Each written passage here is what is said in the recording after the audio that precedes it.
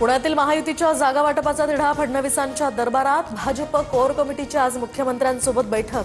मुख्यमंत्र्यांसोबत चर्चा करून अंतिम यादी जाहीर होणार। तर पुणे पालिका निवडणुकीसाठी भाजपकडून 115 जणांची नावे निश्चित। उमेदवारांच्या नावावर फडणवीस शिक्कामोर्तब करणार।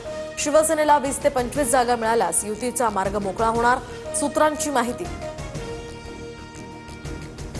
तर पुण्यामध्ये दोन्ही राष्ट्रवादी एकत्र लढण्याचे संकेत। शरद पवार जे ठरवतील ते मान्य असेल। सुप्रिया सुळेंच्या बोलण्याचा अर्थ युतीच्या बाजूने। अजित पवारांसोबत युतीची शक्यता सुळेंनी नाकारली नाही। तर प्रशांत जगतापांकडून शरद पवारांच्या राष्ट्रवादीचा राजीनामा। पुण्यामध्ये दोन्ही राष्ट्रवादी एकत्र येण्याला जगतापांचा विरोध। तर शरद पवारांवर नितांत विश्वास कायम असेल, पुरोगामी विचारांसाठी लढत राहणार, जगतापांचं वक्तव्य। शिवसेना मनसेच्या ऐतिहासिक युतीची राज ठाकरेंकडून घोषणा। 20 वर्षांनंतर ठाकरे बंधू एकत्र। ठाकरेंच्या शिवसेनेसह मनसे कार्यकर्त्यांचाही जल्लोष। ठाकरे बंधूंची युती जाहीर झाल्यानंतर महाविकास आघाडीची बैठक। जागा वाटपाच्या फॉर्म्युल्यावर शिक्कामोर्तब झाल्याचीही माहिती। मात्र जागा वाटपाचा फॉर्म्युला अद्याप गुलदस्त्यात।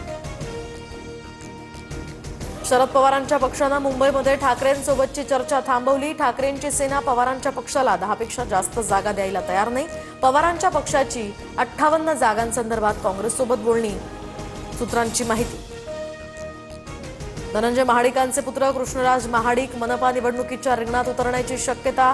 महाडिकांची तिसरी पिढी निवडणुकीच्या आखाड्यात।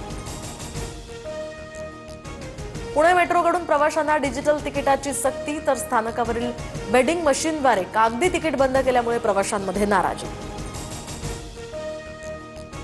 साताऱ्याच्या पाटण तालुक्यातील वरचे घोटील या ठिकाणी तारा वाघिणीचं दर्शन। ताडोबातनं चांदोली व्याघ्र प्रकल्पामध्ये सोडलेल्या तारा वाघिणीचा पाटणच्या दुर्गम खोऱ्यामध्ये मुक्त संचार।